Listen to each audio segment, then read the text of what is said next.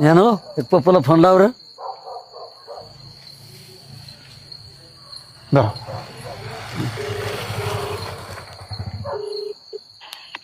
Hello. हा जेवला का बाळा? हो झालं झालं जेवण झालं.